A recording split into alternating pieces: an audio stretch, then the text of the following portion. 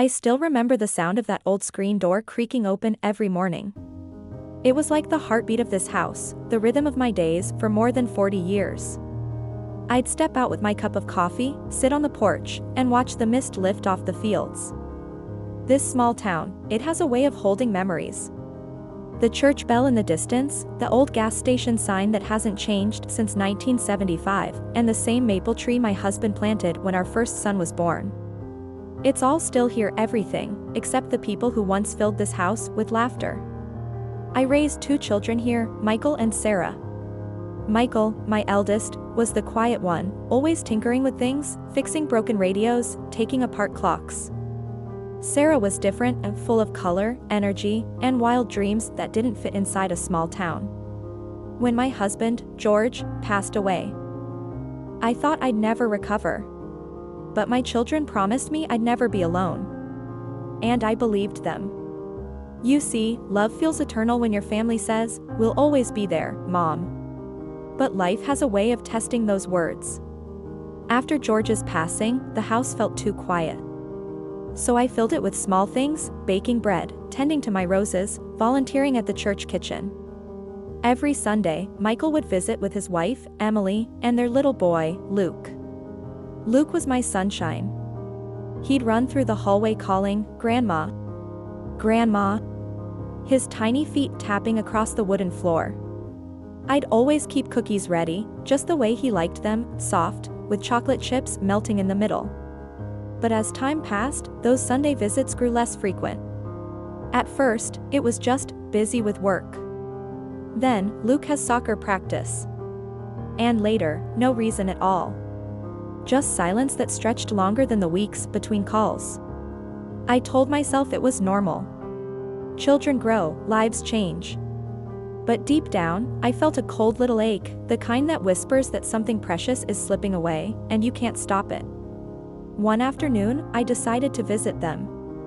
I packed a basket of fresh-baked bread and drove my old Chevy down the country road, humming along to the radio. When I pulled up to Michael's house, I saw Luke's bike lying in the yard.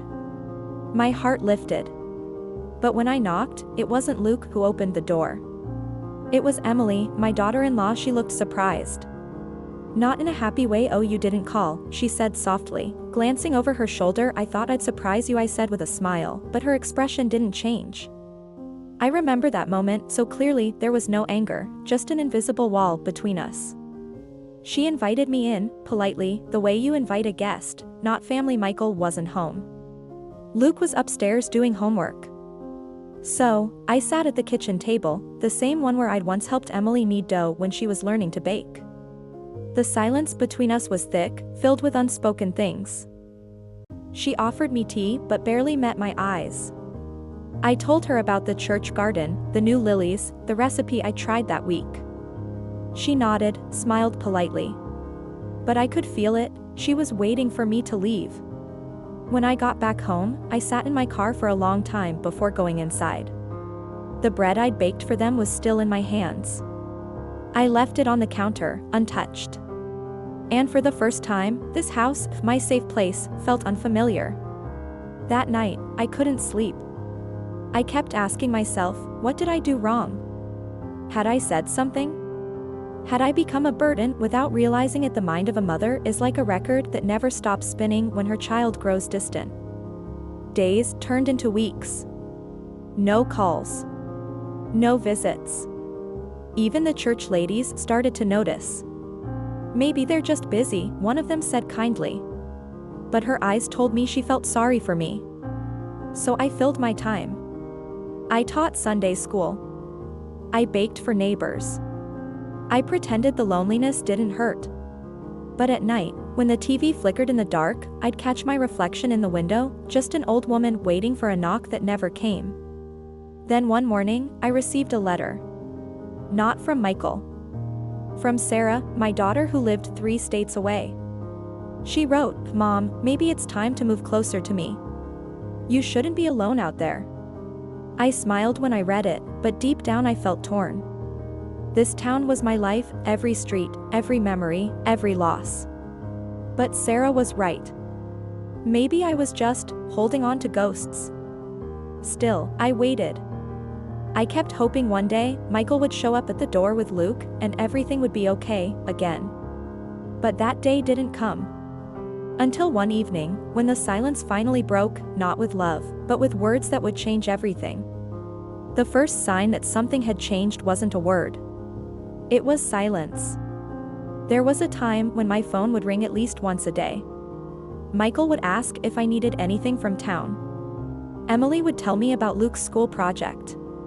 But now, the phone sat on the kitchen counter, collecting dust. Days turned into a kind of waiting. I'd glance at the phone every time a car passed by, my heart leaping, only to fall again when it didn't ring. I told myself not to take it personally and Amelie's get busy. Children grow up. That's what I kept repeating, like a lullaby I no longer believed.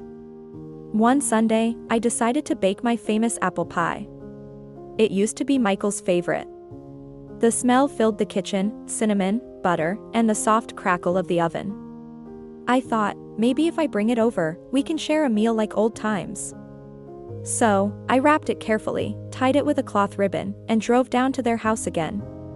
When I pulled up, I noticed something strange. The curtains were drawn. The front porch lights were off, even though it was evening. I hesitated, holding the warm pie in my hands. Then I knocked. A moment later, I heard footsteps. The door opened, but only slightly. Emily stood there again, her face tight, cautious. "Oh, hi," she said softly. "Michael's not home. He's busy tonight." Her voice was polite but distant, like a stranger. "That's all right," I said with a gentle smile. "I just brought this for you all. Maybe you can enjoy it later." She hesitated before taking the pie. "Thank you," she said then. Almost immediately, she added, "Luke's got homework, so we better get back to it." The door closed slowly, quietly. I stood there for a moment, hearing the latch click, like the final note of a song that had ended long ago. Driving home that night felt heavier than usual. The road stretched longer, the streetlights felt dimmer. I turned off the radio halfway, even the music felt too cheerful when I reached home. I sat in my car with my hands on the steering wheel. I wasn't angry, just hollow, the kind of emptiness that doesn't ache loudly. It just lingers quietly, like fog you can't see through. A few days later, I went to the grocery store in town. As I was checking out, I saw Emily by the produce section. I waved gently, smiling. She saw me, but turned away quickly, pretending to check the apples. I froze, hand half raised, smile fading before it could reach my eyes. The cashier noticed and gave me a small, sympathetic look. That moment hurt more than I expected. It wasn't rejection, it was being unseen. That night, I sat by the window, the same spot George used to read his newspaper. I could almost hear his voice, steady, reassuring. He'd say, "You can't control how people love you, Ruth. You just love them anyway." So that's what I did. I kept loving them anyway. I sent Luke a birthday card with $20 inside. No reply. No thank you. Not even a message. I told myself maybe it got lost in the mail. But in my heart, I knew it didn't. Weeks passed. Then one morning, I saw Michael's truck parked outside my gate. My heart leapt, finally. I wiped my hands on my apron and hurried out to greet him. He stood by the truck, looking uneasy. "Hey, Mom," he said, shifting from one foot to the other. "Michael," I said, smiling wide. "It's been too long. Come in, I'll make some tea." He hesitated. "Actually, I can't stay long," he said. "I just wanted to talk to you about something." The tone of his voice. I'd never heard it like that before, formal, careful. We sat on the porch. The autumn wind carried the smell of dry leaves. He looked down at his hands as he spoke. "Mom, you know we love you," he began. Whenever a sentence starts like that, you know something painful is coming. "I know, sweetheart," I said softly. "It's just... Emily's been saying that it's hard for Luke to focus lately. We're trying to keep things calm at home. Maybe we could, give him some space for a while." "Space?" I repeated, confused. He nodded. Just until things settle down. You know how life gets. I wanted to ask, space from what? From love? From family? But I didn't. I just nodded. Because that's what mothers do, we swallow our hurt so our children don't have to feel guilty for giving it. After he left, I sat on that porch until the sun went down. The tea had gone cold.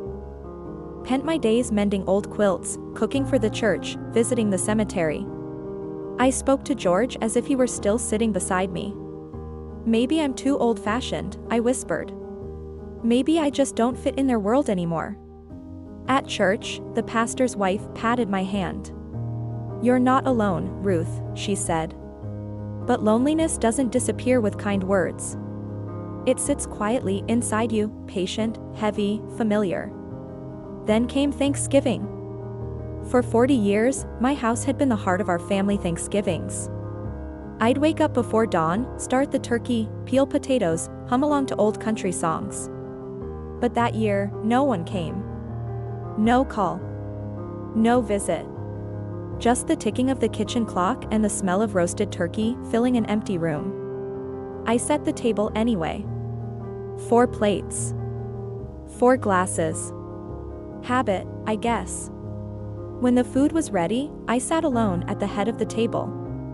I looked at the chair where George used to sit, then at the 2 empty chairs beside me, one for Michael, one for Sarah. I picked up my fork, but I couldn't eat. Instead, I bowed my head and whispered, "Thank you, Lord, for the love that once filled this home." That night, I heard the wind howling outside. It rattled the windows like an old memory trying to get in. I walked to the front door, opened it, and stood there, watching the leaves swirl across the empty yard. The stars were bright. The air was cold. And in that stillness, I realized something: you can't force your place in someone's life. You can only offer love, and wait to see if they still want it. Winter came early that year. The mornings were colder, and the fog hung low across the fields. I'd wrap my shawl tight and watch the frost gather on the window pane, like tiny white flowers made of glass. It had been almost 2 months since I last saw Michael or Emily. Even Luke's laughter, that sweet, bubbly sound, had become a memory I tried not to chase. Sometimes, when the loneliness grew too loud, I'd talk to George's old photo on the mantel. I must have done something wrong. I'd whisper. But I don't know what. The house creaked with the weight of years. Every room held echoes of voices that had faded. It wasn't just the silence that hurt, it was the feeling of being unnecessary. One morning, just after sunrise, I heard a knock on the door. I opened it to find Michael standing there, hands in his pockets, eyes downcast. Behind him, Emily waited by the car. For a second, my heart lifted. Maybe they'd come to visit, to spend the day together. I smiled, though a little cautiously. "Michael," I said softly. Come in, come in. You must be freezing." He didn't move. Instead, he sighed, looking past me into the house he grew up in, the one he once called home. "Mom," he began slowly, "we need to talk." I knew that tone. That careful tone people use when they're about to say something that will break your heart. I stepped aside, letting him in. We sat at the kitchen table, the same one where I'd once cut his sandwiches into triangles when he was little. He cleared his throat. "Emily and I have been talking," he said. "And we think it might be best if you considered moving." I blinked, unsure I'd heard him right. "Moving?" I repeated softly. "You mean, leaving my home?"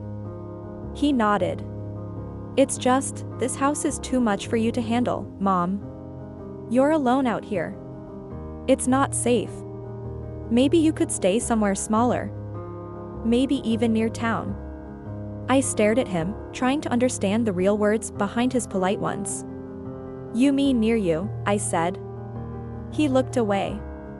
"No, Mom. Not near us. We've been really busy with Luke. Emily's new job, my hours, we wouldn't have time to help like we should." For a long time, I couldn't find my voice. The only sound was the old clock ticking on the wall.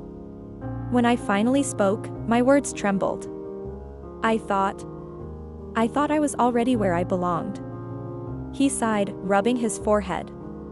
I know, Mom. But it's just, times are different now. Things are hectic. You'd be more comfortable in a senior place or maybe one of those assisted homes. Assisted home. The words felt like a knife, not sharp, but slow. They didn't wound me because of pride, but because they meant my own son had stopped seeing me as family and started seeing me as responsibility. I didn't cry. Not then. Instead, I smiled, a quiet, small smile. The kind you wear when your heart is breaking, but you refuse to let it show. I understand, I said softly. You're worried about me. He nodded quickly, relieved. Yes. Exactly. I poured us both a cup of tea, though my hands were shaking slightly. The steam rose between us, blurring his face for a moment. I thought about all the times I'd carried him in these same arms, soothed his fever, kissed his forehead goodnight. And now, he couldn't even meet my eyes. Before he left, he said, "We'll help you pack, Mom. Maybe next weekend. There's a nice place near the church. I think you'd like it." I nodded again. He kissed my cheek, quick, light, distant. And then he walked out. The door closed behind him, the sound echoing through the house like a final goodbye. I stood there for a long time, staring at the door. Then I looked around the kitchen. The teacups. The clock. The sunlight filtering through the lace curtains. Everything looked exactly the same, yet nothing felt familiar anymore. That night, I couldn't sleep. I sat by the window, watching the snow begin to fall. The fields were white, soft, and endless, like time itself had been erased. I whispered into the quiet, "George, they don't need me anymore." And for the first time, I said the words out loud, and it didn't sound like self-pity. It sounded like truth. Over the next few days, I began packing small things, books, framed photos, dishes. Every item carried a memory. The sound of Michael's laughter when he was 5. The smell of Emily's perfume the first day she met me. Luke's handprint from kindergarten. Each memory felt like a goodbye. When I took down the family portrait from the living room wall, a patch of lighter paint showed where it had hung for 30 years. I traced it with my fingertips and smiled sadly. "Guess it's time to make room for new memories," I murmured. A week later, Michael and Emily came by. They brought boxes, tape, and polite conversation. "Do you want us to handle your furniture, Mom?" "No, dear. I'll keep a few things. The rest can go." We worked quietly, like strangers sharing a task. Luke stayed in the car. I could see him through the window, playing on his tablet, unaware of what was happening. Part of me was grateful. He didn't need to see his grandmother's home being packed away piece by piece. When it was done, Michael hugged me, brief, formal. Emily said, "We'll visit soon, okay?" And I nodded, even though we both knew they wouldn't. As I stepped onto the porch for the last time, I looked back. The sun was setting, and golden light filled the old living room. The curtains swayed gently, as if waving goodbye. I closed the door slowly, quietly, and not because I wanted to, but because I knew I had to. That evening, I drove to the small senior cottage they had arranged for me in town. It wasn't bad, clean, cozy, a few flowers by the window. But it didn't smell like cinnamon or fresh bread. It didn't sound like laughter or creaking floorboards. It didn't feel like home. Still, I unpacked my things. I placed George's photo by the window and whispered, "Well, love, it's just you and me again," and for the first time in years, I felt something gentle, not sadness, not anger, but acceptance, because sometimes life doesn't give you what you want, it gives you what you're meant to learn from. The first few weeks in that little cottage were quiet, too quiet, if I'm being honest. The days started slow, sunlight spilling gently through lace curtains, the sound of birds outside, the kettle humming in the background, but in between those peaceful sounds was an emptiness I couldn't ignore. I missed the sound of my son's laughter, I missed Luke's footsteps running across my floor, I missed being needed. At first, I counted the days since they last called. Then I stopped counting. Not because I stopped caring, but because I realized waiting had started to hurt more than the silence itself. So, I began to fill my days differently. There was a small library 2 blocks away. I hadn't stepped inside one in years. The smell of old paper and wooden shelves felt like a warm blanket on a cold day. The librarian, a kind woman named Ruth, noticed me right away. "New face," she said with a smile. "Looking for anything special?" I shrugged. "Maybe just something to keep me company." She handed me a small novel and said, "This one feels like an old friend." That day, I stayed in the library for hours, reading, listening, breathing again. A week later, Ruth introduced me to a few others, widows, retirees, people like me who had spent their lives giving, and now found themselves in the quiet. They met every Thursday afternoon for tea and stories. I was hesitant at first. But the first time I sat with them, something inside me softened. We talked about our gardens, our old recipes, the children we loved, and the ones who had grown too busy for us. There was laughter, gentle, not loud. And for the first time in a long time, I didn't feel alone. One evening, as I walked home, I saw the sky painted in soft shades of orange and pink. The air smelled like wood smoke and earth. I thought to myself, maybe peace doesn't come all at once. Maybe it arrives in small, quiet pieces. That night, I wrote a letter to Michael. "Dear Michael, I want you to know that I'm okay. This new place is quiet, but it's kind. I've met good people, and I've started to find my rhythm again. You were right, the old house was too big for me. But please don't carry guilt in your heart. You did what you thought was best. Just remember, love isn't measured by distance, and no matter where I am, I'll always be your mother. Tell Emily I wish her well. Kiss Luke for me. Love always, Mom." I didn't know if he'd reply, and strangely, that didn't matter anymore. I had said what I needed to say, not out of bitterness, but out of release. Forgiveness isn't about forgetting what hurt you. It's about letting go of the weight that keeps you from walking forward. A few months passed. Spring arrived, and with it, new life, flowers blooming outside my window, children laughing in the park across the street. I started volunteering at the library twice a week.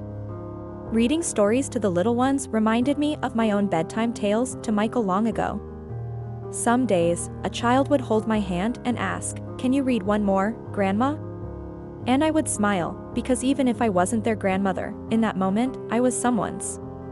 One afternoon, I was watering the flowers outside my cottage when I saw a familiar car pull up. It was Michael. For a moment, my breath caught in my chest. He stepped out slowly, his eyes searching for mine. Luke ran ahead, carrying a bunch of daisies in his small hand. "Grandma," he called out. "These are for you." I knelt down, tears gently blurring my vision. "Thank you, sweetheart," I said, taking the flowers. "They're beautiful." Michael walked closer, looking older somehow, tired, but softer. "Mom," he said quietly, "I got your letter." I nodded, smiling faintly. "Did you?" He hesitated. "I'm sorry," he whispered. "For everything. For making you feel like you didn't matter. You always have." We stood there for a moment, the wind carrying the scent of daisies between us. I reached out, placing my hand on his. "There's nothing to forgive," I said softly. We were both learning how to love from a distance. He looked down, eyes glistening. Then he hugged me, not the quick, polite kind, but the kind that speaks without words. The kind that says, "I missed you." That night, after they left, I sat by my window again. The same place where I used to wait for a call, a visit, a sign. But this time, I wasn't waiting. I was watching the stars. Each one twinkling softly, distant, yet connected by the same sky. I realized something then: love doesn't always stay in the same house. Sometimes, it drifts. Sometimes, it takes time to return. But if it's real, it always finds its way home. It's funny how life comes full circle. When I first arrived in this small town, I thought I was starting over. But now I see. I was simply coming home, not to a place, but to myself.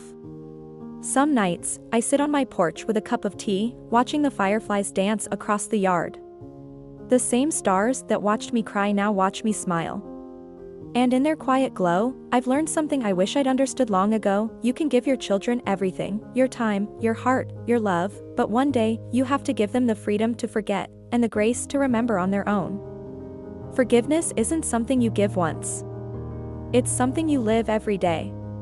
Each morning I open my window, breathe in the air, and remind myself, there's still beauty in this world, even after the storm. Sometimes Michael calls now. Sometimes he visits. Sometimes, it's just a picture of Luke playing baseball. And that's enough. Because love doesn't always stay loud, sometimes it settles quietly in the heart, like the warmth of a sunset that doesn't need to be seen to be felt. To anyone listening tonight, if you've ever felt forgotten, if someone you love has drifted away, don't close your heart. People grow, lives change, and time moves faster than we expect. But kindness has a way of circling back. So I'll keep tending my little garden, watering the flowers, smiling at the children who pass by, and whispering a quiet thank you to the universe. For every heartbreak that turned into strength, for every goodbye that taught me grace, and for every lonely day that led me right here, in peace.